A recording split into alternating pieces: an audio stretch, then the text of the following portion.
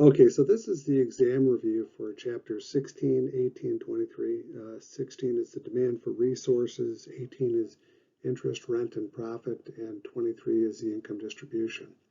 So to start with, let's just look back, and we're going to be focusing on our circular flow, but just different names for the productive resources that are coming out of the household as owners of those productive resources. We call that the market that it's between the household and the firm. Call those the factor markets, productive resource markets, input markets, a lot of different names for the same darn thing, right? In essence, they are, again, the factor markets are the factors of production, which again are labor, entrepreneurship, capital, and land. So land, which again is increasingly becoming human capital, that is what I mean by human capital is what we're developing to improve our that productive resource, labor, right? So again, my resource, for example, my labor resource, there's a huge amount of human capital investment. Again, all those years in the classroom as both a student and professor, and also work experience, et cetera, working as a finance manager at Chrysler for a number of years. The entrepreneurship piece that we're looking at in terms of the factor market, factors of production, would be the decision maker. They are the deciders in chief, the CEOs of firms, whether we're talking about a small mom and pop place or just a single, small business, single owner operator type of a scenario. The entrepreneurship function, those are the folks that decide. So oftentimes, again, examples use Bill Gates, Elon Musk, the list just goes on and on. And it could be anyone from that level, again, down to a small business owner, where they're the owner-operator. Keep in mind that, for example, we'll look at Elon Musk. Elon Musk as the CEO of Tesla, SpaceX, etc. He is the entrepreneur, and he's compensated how? Through the compensation methodology that is used through stock options and so on and so forth, being compensated according to, at least in theory, the success of the company, right? So it's tied to that. That's the entrepreneurial function. It's in essence it's a profit sharing. And if they're actually paid some sort of a salary, $1, $1 million, $10 million, or whatnot, that's actually compensation for their labor portion. So oftentimes when we're looking at like a CEO, the compensation package is divided up basically between the labor, that's the salary, and the entrepreneurial part, that is the profit sharing. And remember, when we talk about profit sharing, that could be at the entrepreneurial level, again, as we're talking about with shares of stock and stock options, where you can buy the stock, 2, 3, 4 years down the road at a set price, and it would be incumbent upon the entrepreneur to drive up the stock or the value of the company, the stock price, right? Labor can also can have a share in that profit in terms of profit sharing. This is what we normally kind of think about it in terms of labor, where they're compensated, again, based on some formula typically, and a lot of large companies have some sort of profit sharing. Think bonus, right? That's it's separate again from their actual income. Now so we've covered labor, entrepreneurship, capital. Now capital also gets a portion of some sort of profit sharing, but capital, when we look at it in terms of this productive resource capital, that is we start out with the physical capital, the robots and the machinery and equipment and the plant, the actual factory itself, etc. That would be the capital. That would be the physical capital. But underlying that physical capital is what we would call that financial capital, or the other types of physical capital, again, or the underlying parts of that physical capital could also be the human capital, but we'll just stick with the financial capital that's underlying that physical capital. So the financial capital, those are the owners of the firm. Remember, when we talk about the firm or the business, that is simply the place where productive resources, the labor, entrepreneurship, capital, land are transformed into useful productive resources or useful, consumer goods for the household as consumer. All right. So kind of keep that in mind. Or it could also be for government and for the actual firm itself in terms of building robots and so on and so forth for the firm, or some sort of military equipment, for example, for the government. But at any rate, when we're talking about that capital, that physical capital, the underlying financial capital, what we're really driving at is it comes in two different categories. One, financial capital could be equity capital, and the other is debt capital. We'll start with debt capital first. So debt capital, remember these are the owners of the firm. Debt capital would consist of bonds as opposed to the equity capital, which are shares of stock, right? So as a debt holder, or as a debt capitalist, if you will, bonds, for example, are simply loans. So if a company wants to borrow, and they always borrow, because again, firms are places where transactions occur, and if we look at it in terms of sectors, the household sector, the business sector, government sector, and we'll just say the foreign sector, the imports and exports kind of thrown in. Households are what are called net lenders.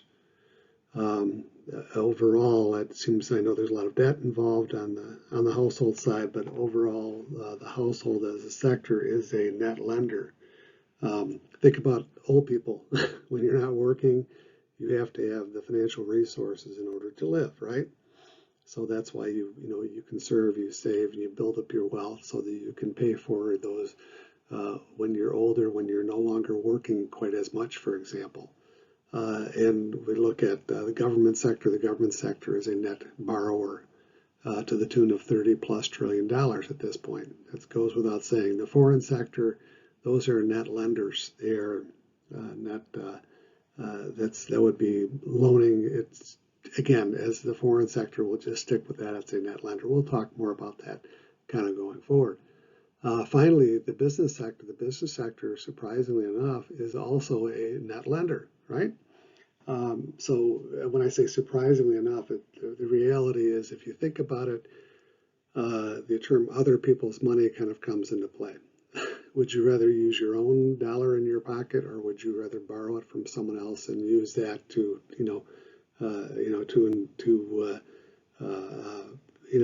use that in order to earn more money, if you will, right? There's risk involved and so on and so forth, and we'll be getting into that shortly. But the takeaway from that is that, again, firms are net borrowers rather, and so that would be the bond side. The other side of the equation, so far as financial capital is concerned, is equity. And equity capitalists are shareholders, stockholders in a company, right? The residual owners of the company. And the way that they receive their profit would be through dividends. Again, the retained earnings, where the money is plowed back into the firm, building up the value of that firm. And also in terms of the actual value of the stock, the value of those shares of stock, the capital, the capital gains, if you will. So dividends are paid in forms of profit sharing. Any kind of residual value is plowed back into the company that, again, enhances the value of your shares of stock. And finally, so far as capital gains are concerned, it's unrealized, meaning it's not realized until you do what? Until you liquidate your position. So these are just important points. And lastly is land, and there's a lot more to this, but we'll kind of gloss over it because, again, we'll trying to keep this as simple as we can going forward. So land, of course, is the resource and anything that lies underneath it in terms of minerals, etc., right? So at any rate, we've already talked about this, but human capital, the building of the labor, building our human capital is something that it's become increasingly important over the years. So once again, we're looking at our circular flow of real economic activity. We seem to always come back to this, but the idea again is that we're looking at the relationship between the household and the firm on the lower portion of the circular flow. The upper portion of the circular flow has to do with the consumer goods and what is being produced, if you will, at the firm, and who is going to be demanding those products that would be coming out of the other side. So that's one piece of the demand. But if you look at the lower half of this circular flow, we're looking at the relationship between the household and the firm, the household in terms of its productive resources. And the firms are looking at they're in essence the consumers. So they're demanding those productive resources from the household. They're demanding the labor, capital, entrepreneurship, and land, right? This is a concept we'll introduce here, and we'll speak more of it in going forward a bit. But the idea again is that we're talking about a concept called derived demand. Derived demand it deals with how that demand is actually derived, meaning where is that demand coming from? So in this first instance, we'll talk about it from the consumer side. The consumer side is at the household and government and so on and so forth, the firms themselves in some manner, and the import-export relationship. They're demanding goods being produced at the firm. So that is what's called demand pull. It's a demand pull relationship. And so the demand is being derived from the household requiring goods and services being produced at the firm, keeping it very, very simple. The flip side of that is on the bottom portion of it, and we're looking at the firm is actually what? Demanding. So the demand is actually being derived at the household, being pulled from the household or pushed from the household to the firm. We call this cost-push relationship, but the idea is, again, that the firm is demanding those productive resources coming from the household. And so when we say that demand it goes both ways, the causality, what causes that demand to occur, it goes both ways. It starts on one side, it can start from the firm in terms of pulling or pushing or demanding goods and service or productive resources from the household to produce those goods and services, again, back for the household, which would be pulling those goods and services from the firm. So again, this is that derived demand, the demand for whatever that product is, and when we can say whatever that product or that productive resource is, the demand is being derived by either the household or the firm. So it's kind of a chicken or the egg type of a concept. But the takeaway from it is simply this: if you look at it at its root, this goes back to something that we talked about very, very early on when we talk about Say's law. The idea is that before there can be a demand for a product, it has to be supplied first, right? And I'm oversimplifying it, and I'm kind of getting away from the central topic, but if you have to have a start point, you could say that the firm actually produces first. So the firm would be pulling productive resources, if you will, from the household in order to supply what? Those goods and services for the household. At any rate, again, this is a relationship that kind of goes both ways. Productive resources that are employed by the firm, again, would be the labor, entrepreneurship, capital, land. And so that's the top part of that lower portion of the graph, that input mix, those productive resources. The labor, entrepreneurship, capital, land. The lower portion of it, that has to do with the income distribution or the compensation to those productive resources for the use of their wages, for the use of their labor, entrepreneurship, capital, and land in the form of wages for labor, interest for capital, and specifically in terms of the physical capital, the underlying part of that physical capital would be the financial capital, and the underlying part of that financial capital that we're talking about would be for bonds, for example, or the debt owners of the company, right? And profit, of course, would be flowing through to whom? Profit would be the easiest one to think about it is in terms of the capital again. The underlying physical capital, that would be the financial capital, and within that would be the equity capitalists, the shareholders, the stockholders receiving their profit in terms of dividends and or in terms of capital gains, and capital gains can only be realized when they liquidate those shares of stock. But there are other types of profit as well. Profit could be flowing through to the labor, for example, for sure. That would be the profit sharing, right? And profit would also be flowing through to the entrepreneur, again, in terms of some sort of profit sharing arrangement, something that we've talked about over and again in the class in terms of stock options. For example, the current share of stock price, the current stock price is at $10, and we hire a new CEO, and we say, okay, CEO, we will give you an option, a stock option, to purchase 1 million shares of stock in 3 years' time at $10 per share. So it would be in the best interest of the company, one, but more, I should say, best interest of the entrepreneur, the CEO, the newly hired CEO, but also in terms of the other owners of the company, the capital, the financial side of this, and in particular, the equity owners of the company, would be in their best interest for the stock price, the share price, to rise. So if in 3 years' time, the stock price goes from $10 a share up to $30 a share, the CEO would be able to purchase 1 million shares of stock for $10 million and turn around immediately and sell it for presumably $30 million, and receiving a profit, if you will, or realizing a capital gain of $20 million in the process. So that's what we're talking about, profit. And there again, so that would be the entrepreneur. So we covered the labor, entrepreneur, and the capital profit, and also it could be also on the land portion of it as well, in terms of receiving some form of profit.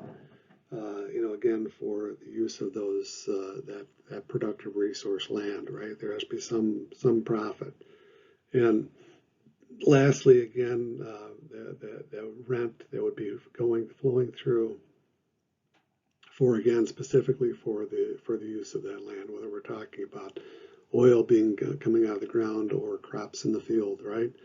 There has to be rent associated with the land that we're talking about, something that would be paid for that land, compensation for that land, the use of that land. So again, when we're looking at this derived demand for productive resource, in this case, we're looking at it, we're going to take it apart, looking at it in 3 different ways. First off, we're going to be looking at it in terms of, on the first graph, it's downward sloping again, where we have the physical product of labor on the y-axis, the vertical axis, and the quantity of labor employed. And the downward sloping curve that results is the marginal physical product curve.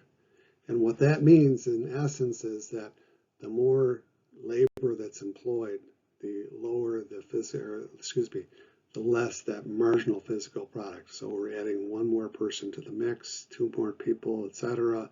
And so presumably it has a downward slope because you're less productive by adding more and more people. It's not to say you don't add more people, you do, but they're just less productive, if you will, as opposed to just having 1 person that would be involved. And the second piece of it is when we monetize that production, if you will. So we've got again, we've got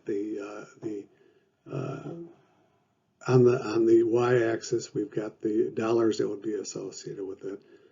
So if the firm sold product, again, which labor helped produce, that is represented by the firm's demand curve in the product market and its corresponding marginal revenue curves. Very straightforward. So again, the quantity of production is associated with on the x-axis, and the dollars attributable to that would be on the y-axis. So the increased production is sloping downward to the right. We're monetizing that labor output, if you will. So this is the second portion of that derived demand for a productive resource. The last piece is when we're combining the 2 together. We're looking at the physical product, and we're looking at the cost, and we're combining the 2 together. And on the y-axis, we have what's called the marginal revenue product, and on the x-axis is the actual labor that's involved. So in essence, is that what we're saying is that just a quick shortcut on this marginal revenue product of the firm is that you are what you're able to produce. You're justifying your existence with this. That's what the marginal revenue product means. Is that your cost the cost for you is less to the company or not more than what they're actually deriving from that. So you are actually, turning some sort of a profit for the company, if you will. So this is why we refer to the demand curve for labor as a derived demand. The firm is demanding that labor, but that labor has to do what? Has to justify itself, in effect. Okay. Okay, so in this next concept, this is something that we've actually walked through before, but it's worth going over again, and that is a backward bending supply curve for labor. And so the idea is that if we step back and we look at our time, our 24-hour day, if you wanted to divide it up into two categories,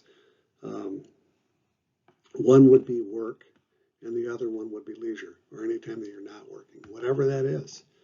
If you're not working, if you're sleeping, or etc., that would be not work, right? So again, the idea is that work, it's not to say that it's not a normal good, but it's not, we typically don't consider that a normal good. It's not something, we would rather be doing something else rather than working, in essence, right? But the idea again is that leisure then would be called a normal good. So the idea is with leisure is that since it's a normal good, the more income that we have, the more leisure we desire. That kind of makes sense, right? The more income that you have, the more you want to not work. It really is what it comes down to. So here's a quick example. We just walk through. So in the first case, what we're looking at is we're saying we have the wage rate on the y-axis and the actual hours that are supplied, or the hours that are worked, on the x-axis. So wage rate on the y-axis, I'm not sure if I said that wrong before, but anyways, the wage rate on the y-axis, or the vertical axis, hours worked on the x-axis, or the horizontal axis. So our first case, or in A, we're being paid $20 an hour and we're supplying 40 hours of work. That equates to $800 in income. 20 times 40 equals $800 in income. Forget about anything other than just that, okay? So if you are the entrepreneur or the supervisor or whatnot, you want to, and there's an increased demand, right, for whatever that labor is producing, derived demand. So in order to supply more of that labor, the best incentive, or the easiest incentive, the way to incentivize that would be to compensate workers more. So in order to, so in this case in B, we raise the rate up to $30 per hour, and as a result of which we have people that are providing 60 hours of their labor, and there's much more revenue flowing, if you will, to that labor to the tune of $1,800, for this 1 week's worth of work. And so we still have an increasing demand beyond that. So what are our options? Did work before? So what we'll say is we're going to increase that pay from $30 an hour up to $40 an hour. And we're anticipating that people will provide more than 60 hours of work. But there's a problem with that. And the problem is this, is that so at $40 an hour, it doesn't take a genius to figure it out that, you know what, if I work 60 hours, I'll get $2,400. If I cut back my hours to 50 hours, I would get $2,000, which, by the way, is more than the $1,800 that I was getting at $60 an hour. So this is since leisure is a normal good, there's kind of the idea that people would actually be working less, supplying less of their time, less of their they would be working less in order to secure more leisure. Leisure is worth more to them than not. So anyway, So the idea is that this is pretty straightforward. So this is what's called the backward bending supply curve for labor. This is, by the way, the argument that's often used for tax cuts, or the argument against tax cuts, because a tax cut in essence is what? An increase in your pay. So the idea again is that, and okay, and this, it makes sense to some degree. However, I'll throw however in there. The reality is what? We'll get to that in a moment. But just assuming that this in fact is holding, this is the case for this backward bending supply curve for labor. It makes absolute sense, and there are instances where this has certainly been the case. I described in class about the war person that's required to work 60, 70 hours of a week, and they're getting paid the overtime, but they don't have any time to actually spend the extra income that they're getting. Okay, keep that in mind, okay? So that was theory, and economics is lots and lots of theory and so on and so forth. Plenty of application to go along with it, real world exercises and examples and all that good stuff. But again, the reality of this backward bending supply curve is that for the most part, if people earn more income, they're more likely to supply more labor. And I know that it may sound counterintuitive to some, but the reality is that most people, again, to try to deal with those unlimited wants, they need more income to turn that demand into effective demand, okay? So having said that, and so you can make arguments for both cases, but it kind of depends upon where you're at. And when I mentioned the subject before about tax cuts. And this is the concept of, this was Arthur Laffer. Art Laffer, he's an economist. He's still with us.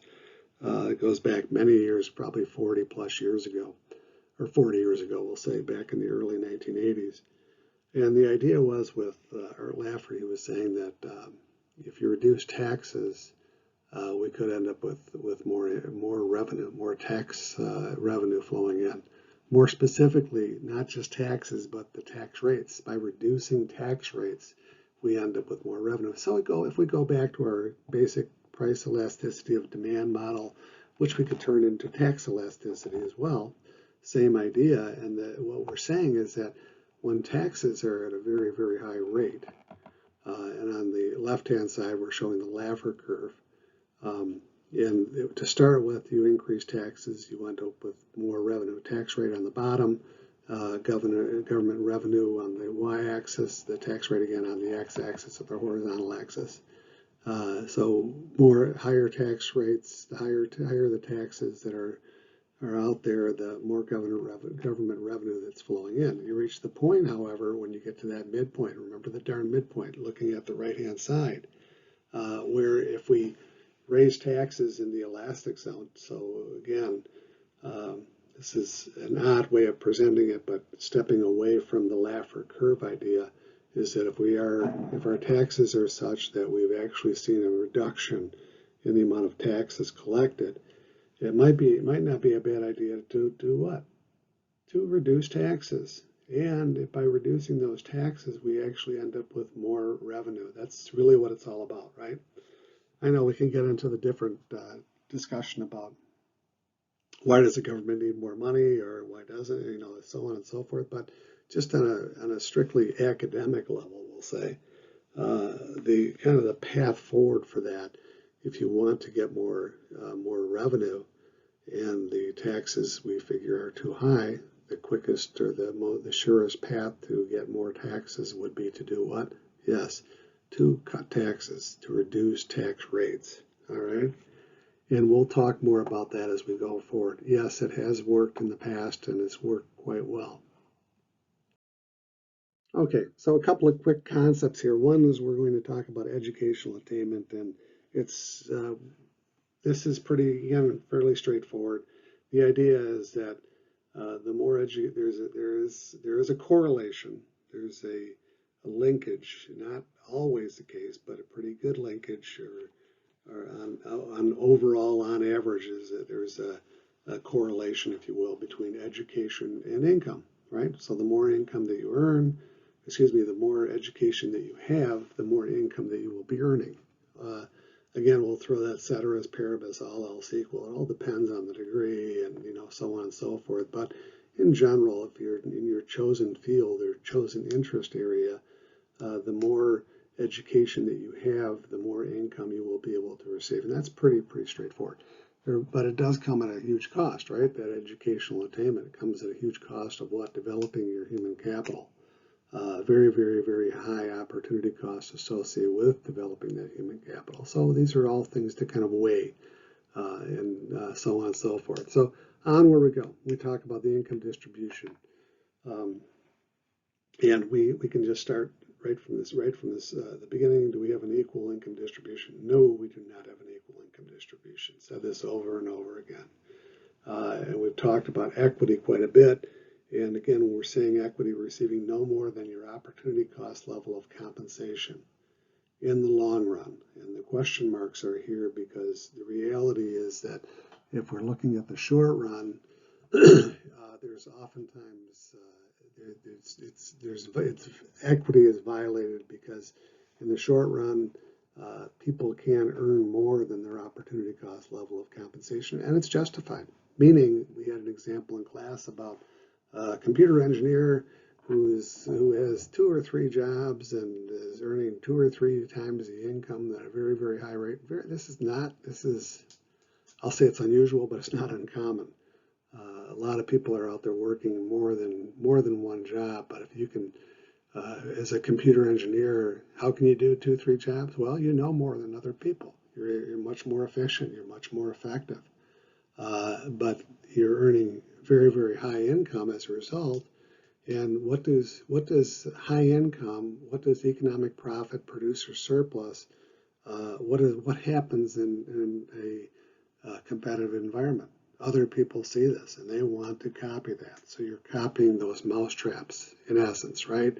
So this is the driver, if you will, behind equity. In the long run, that equity would kind of come into play so far as an income distribution is concerned, meaning moving more toward an equitable income distribution.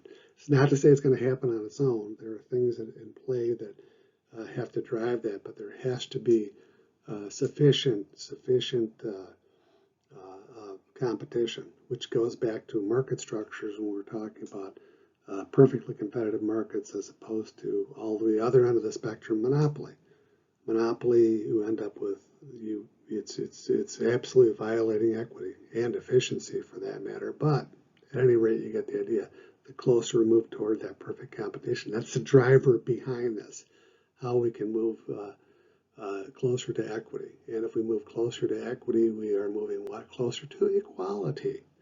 Are we ever going to achieve equality? Do you want equality? It sounds good on paper, but the reality is that people are motivated by different things, incentivized by different things, and that incentive that's out there, the extra work that you have to do in order to achieve that additional compensation, that's the driver toward that equity piece that we've talked about over and over again.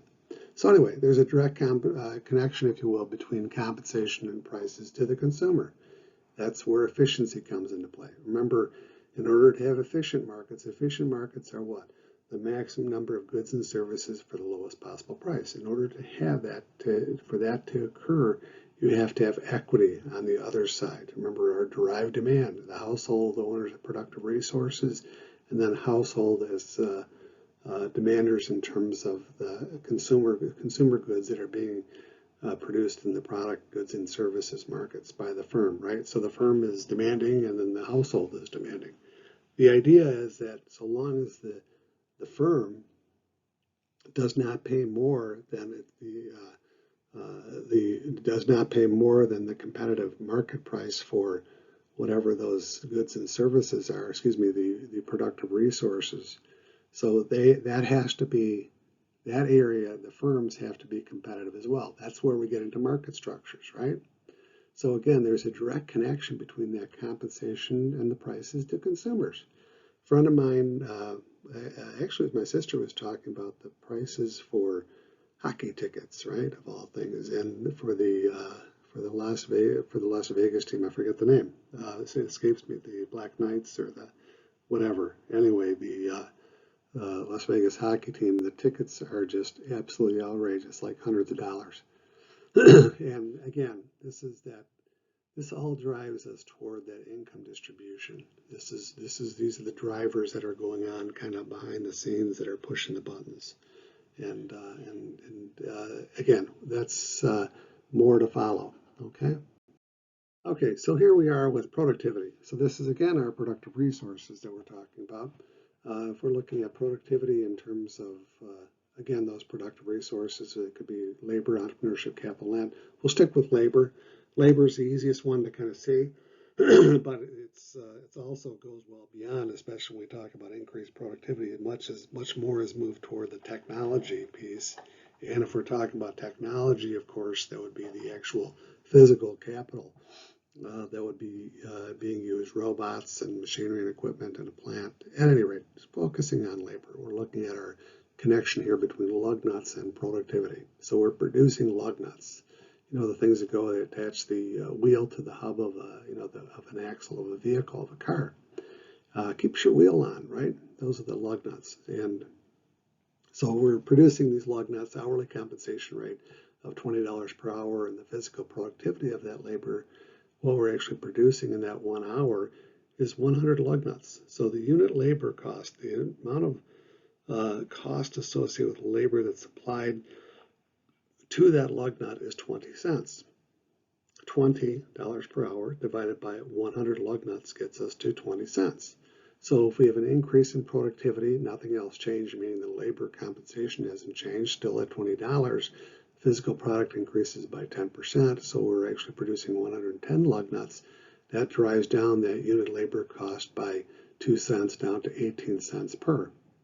And lastly, if we're looking at the column just for argument's sake, or rather just to kind of illustrate a little bit further, if we have an increase in our labor compensation, which is pretty common right now, especially when we're talking about with all the inflation going on, going up by 10%, moving from $20 per hour up to $22 per hour, the actual, and then the physical product not changing from the first column at 100 lug nuts being produced, that gets us to a unit labor cost of 22 cents. So the $22 divided by the 100 gets us again to 22 cents. So again, our labor productivity is equal to the amount of physical product of labor, right? Physical product labor, again, walking through, this is the way we walk through this. And so in our second column, if you will, with an increase in increase in productivity from 100 to 110, who is the first? Who receives that benefit first? First, okay, it goes to the firm, right? So there's a unit labor cost reduction of 2 cents. So the firm benefits from that. But remember, the firm is only the place where production occurs, where where productive resources are transformed into useful goods and services. So it's going to distribute that additional profit back to whom? The productive resources, labor, entrepreneurship, capital, and land. So anyway, so when we're talking about competitive markets, that will go away rather quickly because what the firm is going to do is going to find some way, other firms rather in that same market will find some way to copy that process to do the same, and as a result of which their unit labor cost would go down eventually as well. And this is that driving force that we call the invisible hand of competition that's at play, right? So anyway, the demand for that labor, or the productivity of that labor, again, is derived from the labor's ability, productivity side, to produce more for the company. And on a marginal basis, we're talking about the marginal physical product, the actual productivity that's increased, and marginal revenue product, the more product that's being produced at lower prices, right? So you're actually producing more goods and services. You're being more productive, if you will, for the firm. So if, say, for example, unit labor costs go up, minimum wage is increased by $5 an hour. This is when we start to see restructuring occur. Restructuring is something that's driven by the entrepreneur. The entrepreneur drives the restructuring in order to keep costs down or to lower costs in order to be more productive, to be more profitable.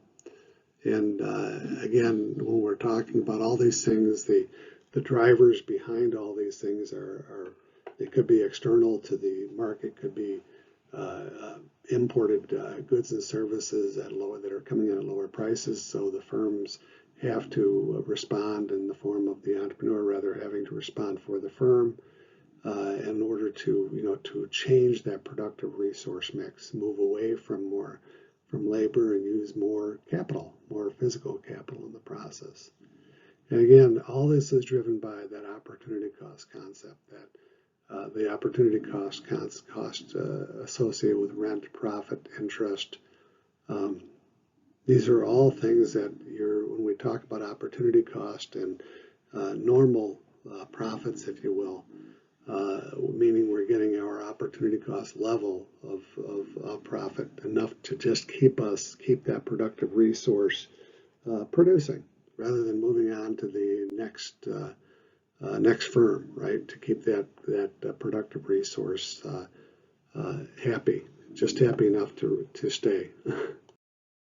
Okay, so now we're moving on to interest. So we talked before about, at any rate, we're looking at interest, profit, how that works within the financial, aspect of our financial capital, if you will. So when we're looking at interest rate, the idea behind an interest rate has to do with the opportunity cost. So think about it this way: you have $100, and in order to, if you're going to lend that to someone, you actually have to surrender that $100 to that person. And there's a huge amount of risk that's involved with that. There's not just the time value of that money, the time you're away from your money, but also that you're actually separated from that money, period. Someone else has possession of that $100 that you had in your possession before, right? So you're actually surrendering that $100 to someone else. So there's a humongous amount of risk that's embedded in that. So as a result of this, just the time value associated with this, we're saying, looking at an interest rate, just an example of 10% for 1 year, and in a year down the road, you're going to be getting back your $100 plus another $10 of interest. So when we tack on other risks, and we're going to be going back and forth with this, but the idea is that when you tack on, for example, an inflation premium, if inflation's at 10%, 5%, et cetera, and that $100, you have to start from somewhere, first off. So remember, we talked before about that time value of money. So if we just say that pure interest rate, risk-free rate is at 10%, or it's actually typically a lot lower than that, but we'll just say it's at 10%. If you have inflation of 10%, you're going to be tacking 10% on top of that to get to 20%. So whatever we're tacking onto that pure interest rate, which in reality is about 1%, maybe a little bit higher than that, but not much. It's very, very low, believe it or not. Remember, this is the annual interest rate that we're talking about. So it's very, very low. But what goes into that interest rate? So the idea, of course, behind interest rate is to cover your opportunity cost, your next best competitive option.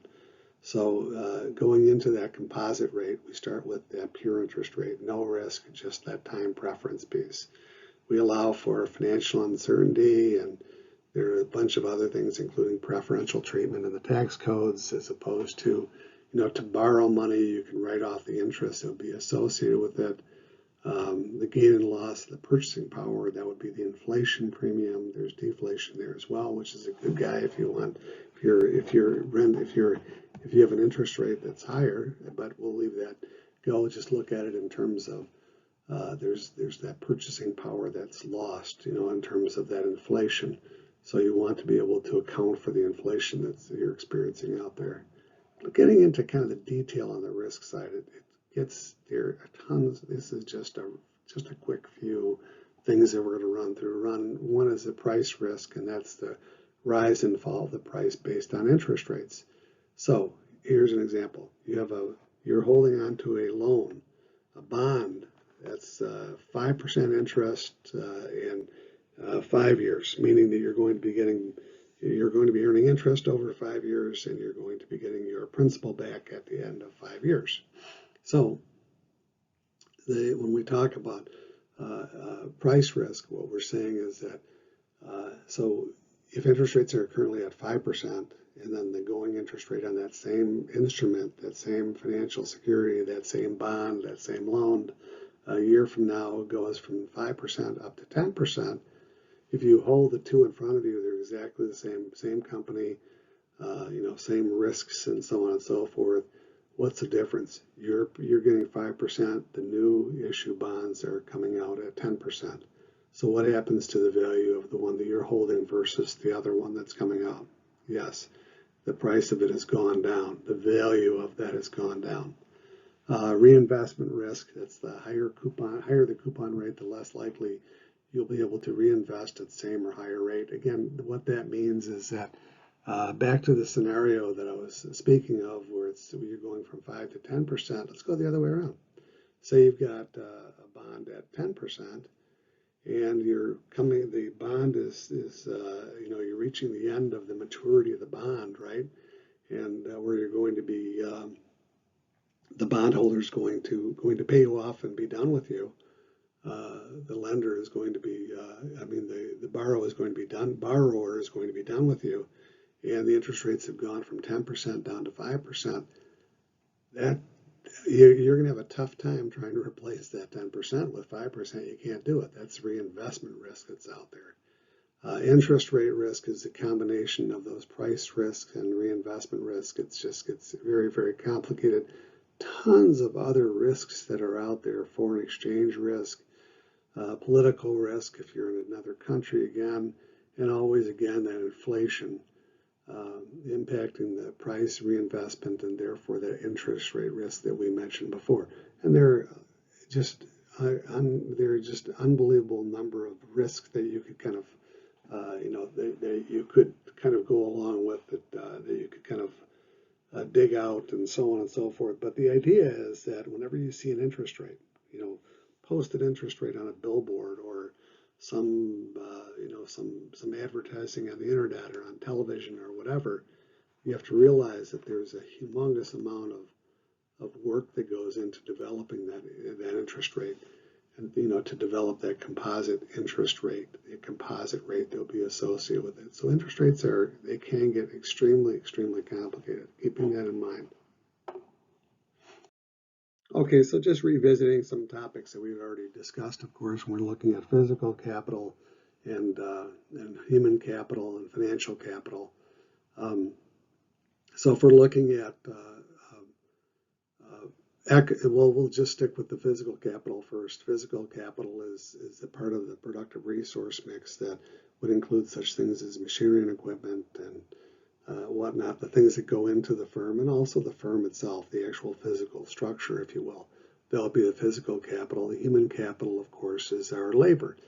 And what goes into that labor, in terms of improving that labor, whether we're talking about through education, formal, informal, on-the-job training, along those lines. Financial capital, it's the financial capital, we're looking at equity capital and debt capital. And equity capital, again, is compensated in the form of dividend payments, or also in the form of capital gain. So the dividend payment, and there's also what's called the residual, anything that's kind of left over profit-wise being plowed back into the company. So that would be reinvested into the company itself, and to ensure the financial, if you're the owner of the company, that's going to benefit you in terms of being an equity capitalist and also a debt capitalist. At any rate, that equity capitalist, we're looking at shareholders that can be receiving a dividend, which is profit sharing, and also that capital gain, if you were to sell your shares of stock. That's the only way you can realize capital gain, is by doing what? By selling that stock, by liquidating your position. Debt capital, again, would be the bondholders of the company, And the reason it's important to kind of point these two out is that typically what happens is that, let's just say in the event of a bankruptcy, you don't want that to happen, of course, but in the event of a bankruptcy, the first people that are paid off are the debt capitalists, or at least that's traditionally been the case in the past. And the residual owners of the company, whatever's left over, would be going to the equity capitalist. Profits as a cost in economics. Profits are, when we talk about profit, we're talking about opportunity cost to profit, level profit. You're receiving just enough profit in order to keep that productive resource in the game, so to speak. Keep them, to keep them as part of the process, right? So you're paying labor just enough profit, if you will, to kind of keep them engaged. But if you're being paid more than your opportunity cost level profit, that is producer surplus or economic rent, right? So again, when we're talking about economics, we're looking at profit in terms of opportunity cost, as opposed to accounting profit, which is revenue minus expense is equal to profit or loss. So it's a residual, whatever's left over, revenue minus expense. And if you have something left over, that would be a profit. Otherwise, it would be called a loss. Okay. Okay. So just a couple of definitions here. When we talk about, whenever we're talking about income distribution on the national level, like in the U.S., for example, we're looking at a population of north of 330 million. Probably approaching 335 or thereabouts. And the median household income would be about about 65,000. I guess it's somewhere in that neighborhood. That would have been for the year 2020. It's actually come down a bit, and that was a result of the going through COVID. So, but when we talk about households, the overall population is 333 million.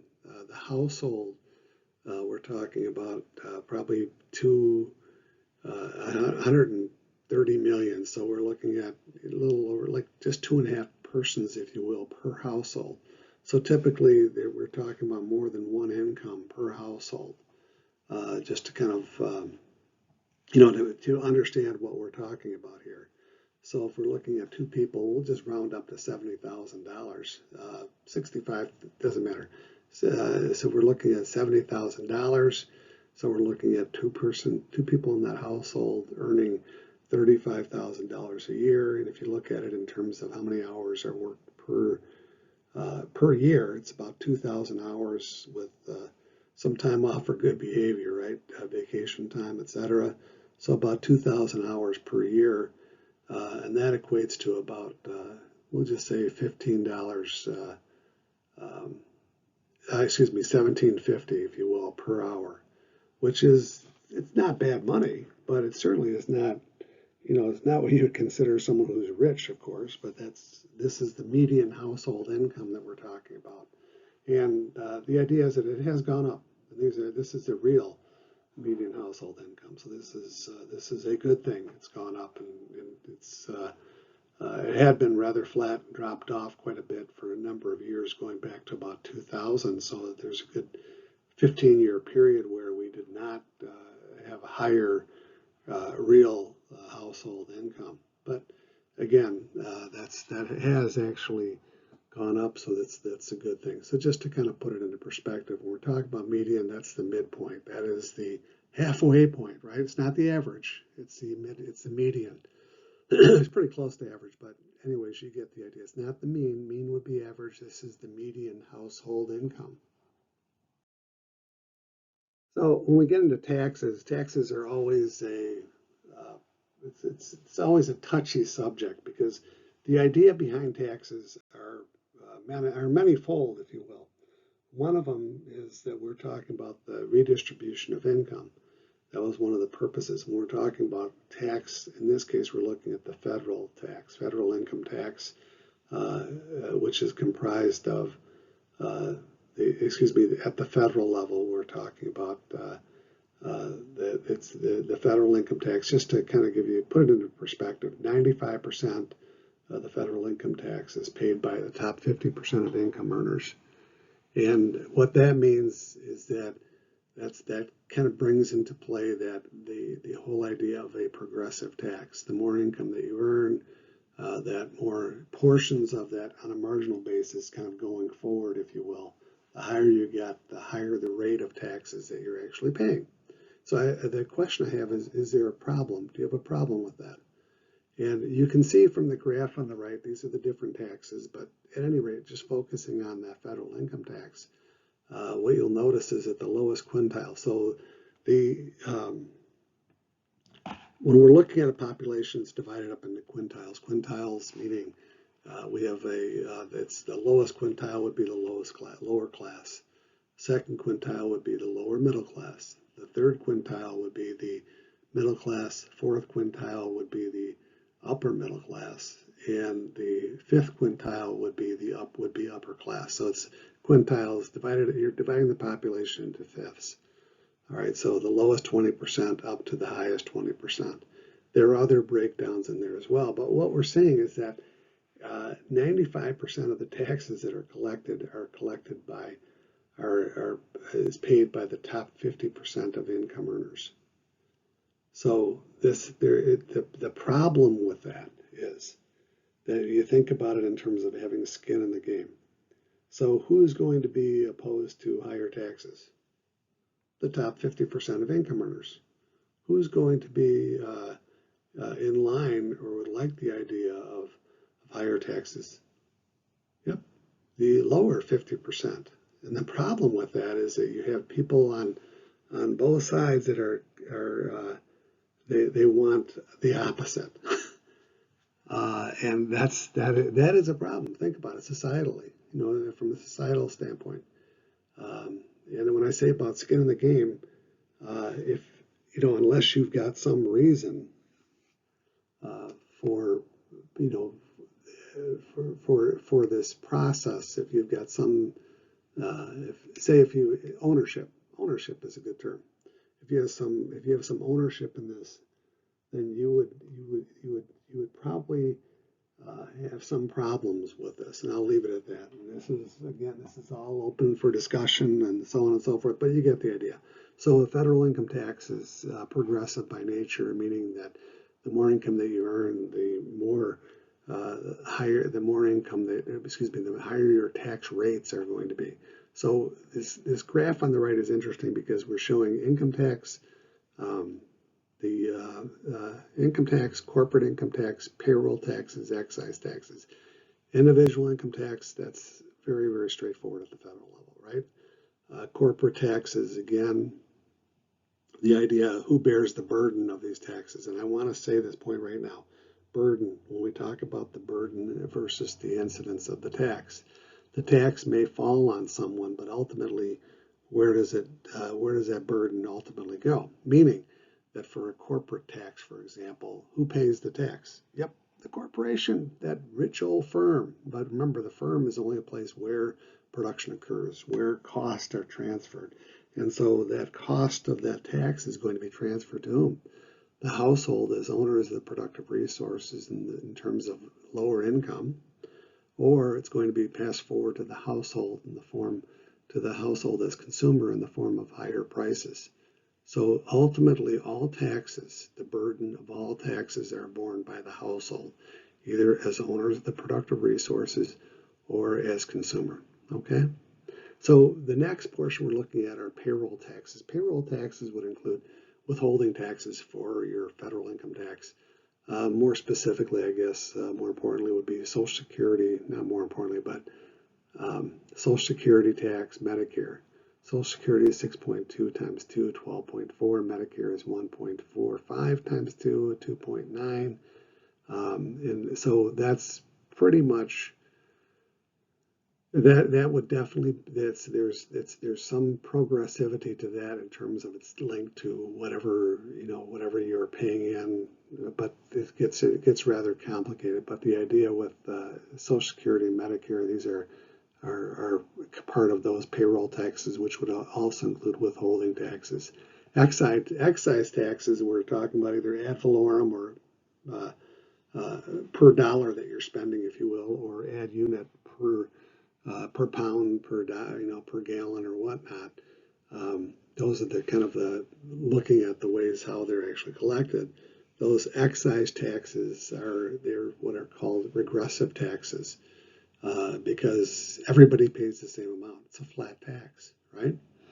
Whether you're a multimillionaire buying a gallon of gas, you pay the same tax on that as someone who is scraping together enough money to buy enough gas to get to and from work for the week, right? So that would be an example of an excise tax. Sales taxes would be all included therein, and those are what are called regressive taxes. At any rate, that's a quick look-see at the taxes. So when we're drilling down on income distribution and whether, we've already determined, of course, that we don't have an equal income distribution. In fact, we can say that we'll get into like what I mean by that in a minute, but our income distribution has become more disparate, more unequal over the years. And the two examples of that would be the Gini index, or the Gini coefficient. Moving closer to zero gets us more, closer to equality, and the Lorenz curve is a distribution between the quintiles, like who's getting all that income. Is it the lower class, the second quintile, the lower middle class, third quintile, the middle class itself, the fourth quintile, the upper middle class, and the fifth quintile, the upper class. The reality is that we've seen more and more of a movement toward that upper class. So again, we've already said this before, but what is a regressive tax? Regressive tax is a flat tax on typically like an excise tax, sales taxes. Excise taxes are again, everyone pays the same rate of tax, if you will. Poverty, when we talk about poverty, relative versus absolute poverty. In the United States, for example, do we have poverty? Yes, we have poverty. Not pretty either, is it? But the reality is that we do not have absolute poverty. Absolute poverty would be what occurs in like sub-Saharan Africa, for example, where you have people that are actually starving. Our poor are, I'm not saying people don't go hungry in the U.S. It certainly is the case, but the resources are out there, but they're just not oftentimes distributed properly, for lack of a better kind of a description. And we have relative poverty. If you were to take a person from sub-Saharan Africa and plunk them down in the U.S. somewhere, and someone who hadn't eaten in 3 or 4 days, versus here, that would be kind of the difference, if you will, having a roof over their head, having proper clothing, so on and so forth. So yes, we have poverty, but our poverty is nowhere near the absolute poverty that's out there, where people actually die, which at any rate, just wanted to draw that distinction. So when we're looking at our poverty thresholds, there are a zillion ways that they're kind of measured. But just this is the way it's measured in the U.S. by, I believe this is the Health and Human Services, where they say, where this was in 2017, I have to update this a bit, a single person under 65, the threshold. So if you're earning above $12,000, if you're earning $12,753, you're not in poverty. And if you're under 65, over 65, if you're earning less than $11,756, then you are in poverty. It's just, these are lines that are drawn, and they're different rationale, different metrics that are associated with it, all kinds of different things that kind of go into this. So on the right-hand side, we're looking at kind of it's a good, just a quick overview, a visual aid, if you will. Median household income, it actually dropped from 2019 to 2020, and quite a bit, actually, nearly $2,000. This is household income, and this was all driven by what? Driven by COVID. Percentage of people in poverty had risen. Again, same reason, supplemental poverty measurements had actually gone down. Poverty measure had actually gone down from 2019 to 2020.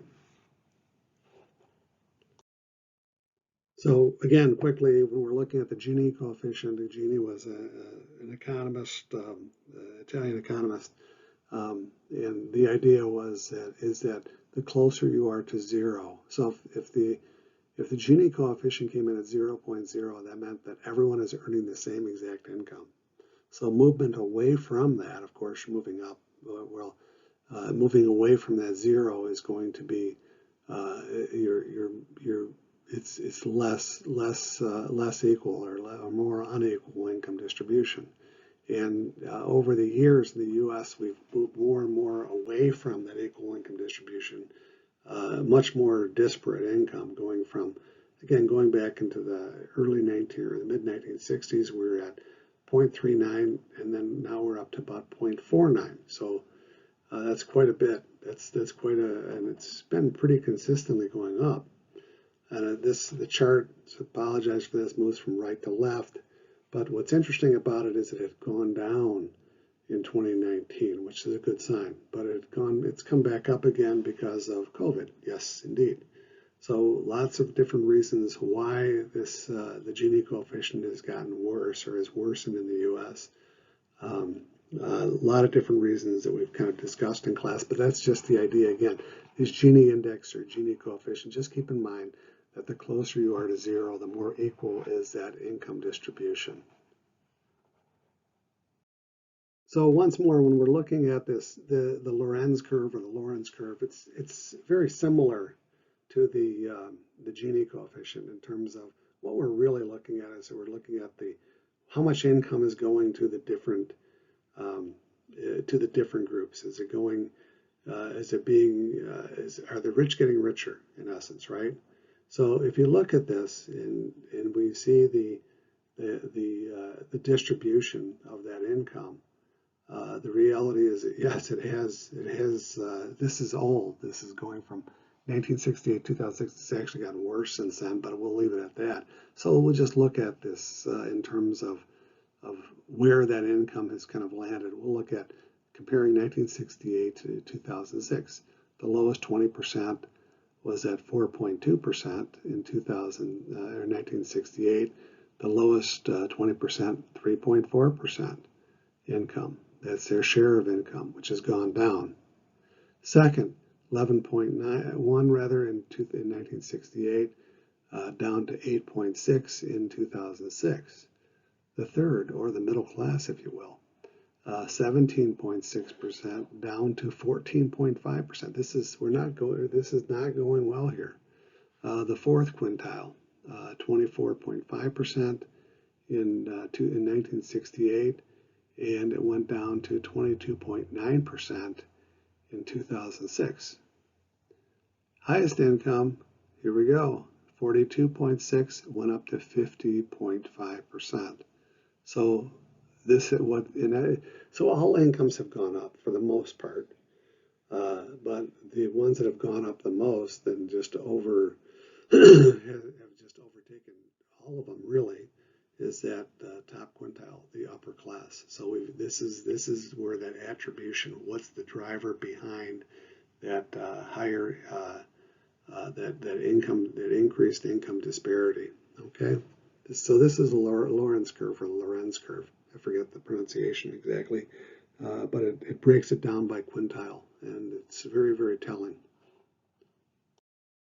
Okay, one last blurb on regressive tax. This is a repeat. We won't go back over the poverty thresholds, etc., but just to kind of give you a quick glance at this. In Michigan, for example, the tax rate is at 6%. Indiana a little bit higher at 7%. Again, around the area. And the reason that it's a regressive tax is that if I walk into a store and whatever my annual income is, and I'm buying $100 worth of goods and services, I end up paying, assuming they're not foodstuffs, it's going to be $6 I'm paying in tax. And there might be a person who has a much, much lower income than me that pays the same amount. Likewise, there might be a person that is earning much, much more than me. They're paying the same amount as well. That is the regressive nature of an income tax.